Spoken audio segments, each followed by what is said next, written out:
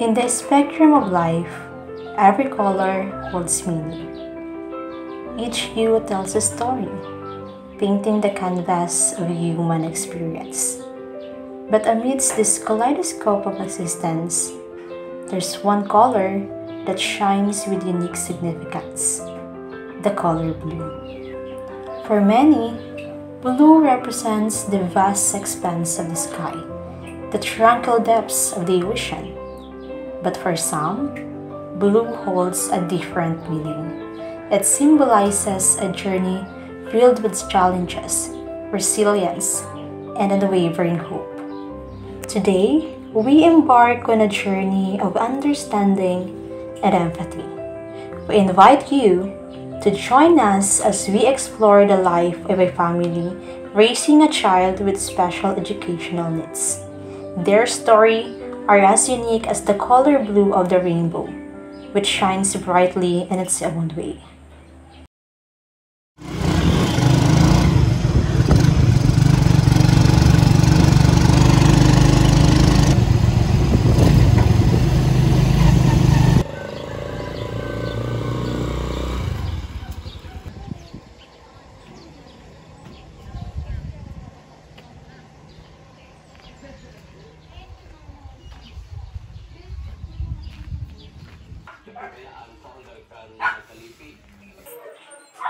Ako po si Joanne Alcarte, anak ko po si Bejan Alcarte, ang 8 taong gulang na nakatira po sa West Carizac, Libon, Albay. Ano ang naramdaman ninyo nang unang malaman na may espesyal na pangangailangan sa edukasyon ang inyong anak? Siyempre, unang-una malungkot kasi kailangan niya ng special needs. Di siya pwedeng mag-isa na pumasok, kailangan niya ng gabay ko. Ang gaya ngayon po, hindi siya pumapasok dahil ayaw niya sa lola niya. Gusto niya mismo sa akin. Kaya yun, hindi siya pumapasok ngayon. Ano ang ilang unang hakbang na ginawa ninyo upang humanap ng suporta o impormasyon pagkatapos malaman ang mga suliranin ng inyong anak?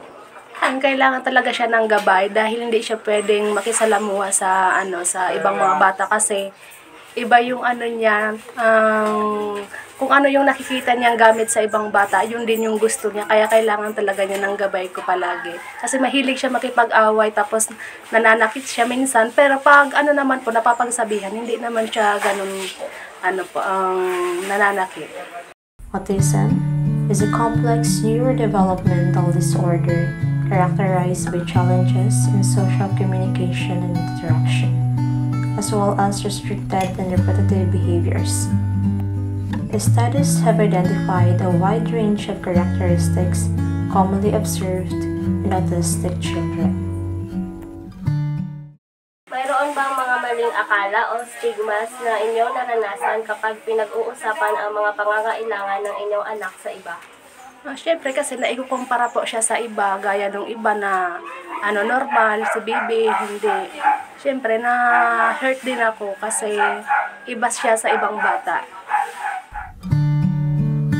Data from Center for Disease Control and Prevention show that autism affects 1 out of every 68 persons. And in the Philippines, 1 in every 100 Filipinos has autism spectrum disorder or ASD. Maaari ninyong ilarawan ang isang partikular na hamon o panahon ng pagsubok para sa inyong anak at kung paano hinarap ito ng inyong pamilya. Ganun nga, may pagkakaiba siya sa ibang bata, kaya kailangan talaga niya ng gabay. Gaya ng hindi siya pwedeng pumasok sa isang paaralan na hindi ako kasama kasi iba talaga yung, halimbawa nakikipagsalamuha siya sa ibang bata. Hindi siya nakikihalubilo kasi nga may special needs po siya. Paano nakakaapekto ang espesyal na pangangailangan sa edukasyon ng inyong anak sa kanilang mga ugnayan sa mga kasamahan at miyembro ng pamilya? Hindi naman siya masyado nakakaapekto kasi kung magagabayan mo siya ng tama, na nakakaintindi din po siya. Kaya hindi naman sa amin po masyadong mahirap na gabayan yung anak ko po. Mayroon ba mga positibong karanasan o milestone na tumatak sa paglalakbay ng inyong anak kahit na may mga hamon? Opo, maraming positive vibes naman po kasi hindi siya yung batang ano po ang madaling umiyak or hindi siya yung batang madaling umiyak na ano po na halimbawa inaaway siya. Yun po. Anong payo ang maibibigay ninyo sa ibang mga pamilya na dumadaan sa proseso ng pagsusuri para sa kanilang anak? Ayun, ang gabayan lang nila palagi yung anak nila po para hindi magaya ng iba na napapabayaan. Paano ninyo hinaharap ang anumang damdamin ng kawalan ng kasiguruhan o takot sa prosesong pagsusuri? Kailangan mong hindi matakot kasi yun nga po, kailangan mo pong harapin niya ng may sa tiwala na yung anak niyo po ay magiging mabuting bata.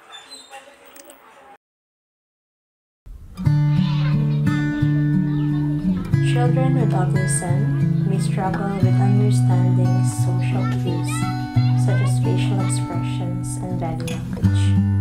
They may have difficulty initiating or maintaining conversations and may exhibit limited eye contact. Nakaranas ba kayo ng anumang mga hadlang o balakid sa pag-akses sa mga interbasyon o terapiya para sa inyong anak at paano ninyo ito nalampasan? Ayun nga po, hindi natin maiwasan na walang hadlang. Palaging may hadlang po kasi yung anak mo hindi naman siya yung gaya ng ibang bata.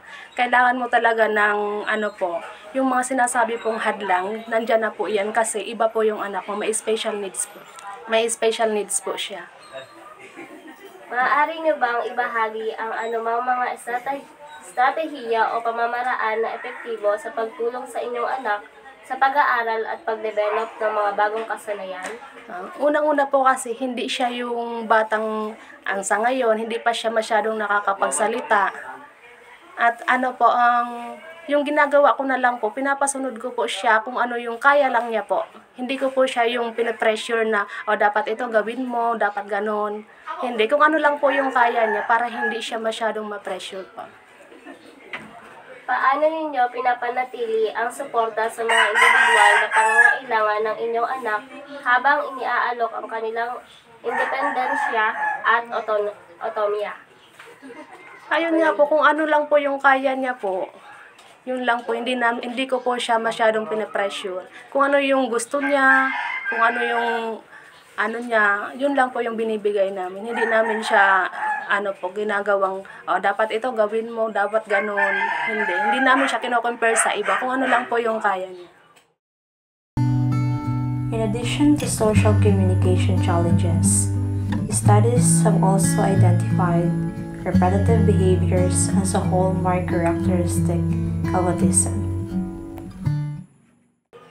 Ano ang papel ng mga kapatid o iba pang miyembro ng pamilya sa pagtulong sa inyong anak na may espesyal na pangangailangan sa edukasyon? Bale, yung anak ko po, lang siya po, isa lang po. Kaya yung mga pinsan lang po niya yung medyo nakakapag sa kanya, nakakapagbigay ng alaga, yung lola niya po, papa niya. Nakaranas ba kayo ng anumang mga hamon sa pag-akses sa suporta o serbisyo mula sa pamahalaan para sa inyong anak? At kung gayon, ano ang mga ito? Mga gaya ng mga nung mga suporta o serbisyo? Sa ngayon po, wala man po. Walang mga suporta. Mayroon siyang PWD ID po, tsaka yun lang po yung nagagamit ng anak ko po. Walang iba. Yung mga assistants po, wala man po sa amin dumadating. Yun lang po yung kung halimbawa nag-groceries or sa gamot, yun lang. Yung sa PWD discount niya, sa PWID passbook, meron siya po. Paano niyo itinataguyod ang mga pangangailangan ng inyong anak sa pamahalaan o sistema ng edukasyon? Hindi pa nga po siya nag-aaral sa ngayon, kaya wala pa kaming idea tungkol dyan sa ngayon, yung mga pangangailangan niya sa pang-araw-araw, ganun. Ano mga pagpapabuti o mga pagbabago ang nais ninyo makita sa mga patakaran o programa ng pamahalaan na may kaugnayan sa suporta sa mga espesyal na pangangailangan sa edukasyon?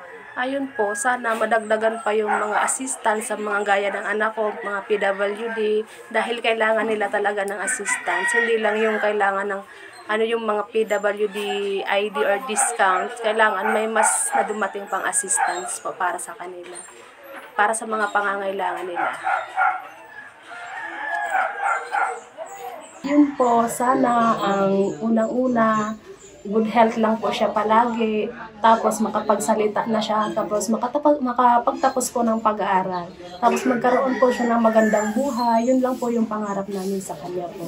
Palaging masaya, yun po. Ako po si Susan Ricacho Encarte, lula ni Bejan. Bilang lola, ano po yung naging reaction nyo nung nalaman na may espesyal na pangangailangan ng iyong apo? Nagulat ako nang lumabas siya ng ganyan. Ano yung mga medical treatment na ginawa po kay Bejan? So pinatay ito. Yung dalawa, pinatay namin sa pantak. Anong grade level na po si Bejan? Kinder. Ano po yung rason bakit nahinto si Bejan sa pag-aaral? Hindi naman siya nakikinig sa teacher. At saka yung mga gamit ng iba, kinukuha niya.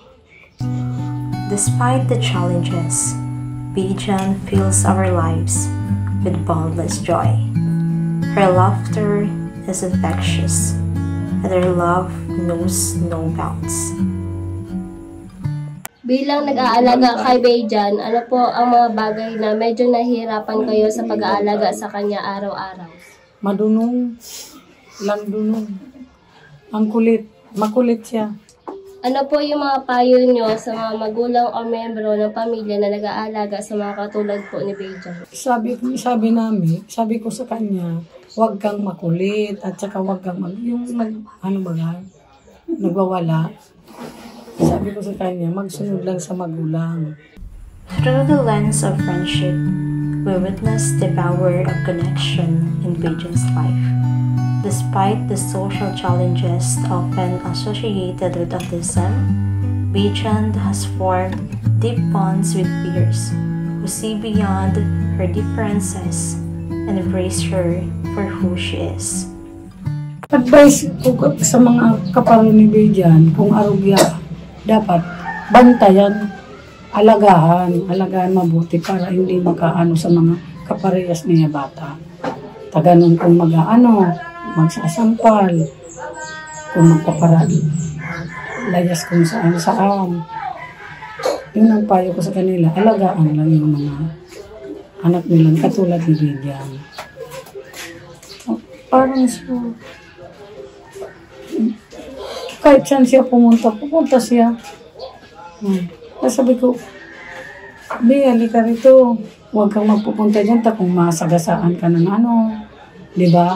Masagasaan ka dyan ng mga tricycle, kung anong sasakyan. Mahilig siyang magtakbo. Sa akin, halimbawa, nandun ako sa loob. Parang tumatakas siya sa akin, palabas. Kaya sabi ko, yung mga ganun, dapat talaga alagaan, bantayan, para hindi mangyari yung mga aksidente, ganun.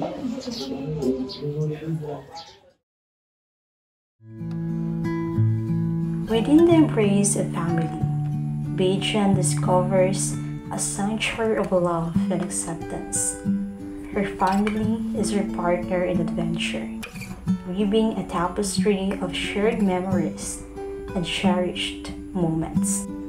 As we come to the end of our journey, we're reminded that every story, every struggle, and every triumph has brought us closer together. In the face of this family, we see resilience, determination, and boundless love. Their journey has taught us the true meaning of strength in adversity. But our journey doesn't end here. It's a call to action. a pledge to stand united in support of every child, every family, and every color of the rainbow. Together, let us continue to illuminate the path of compassion, understanding, and inclusion for all.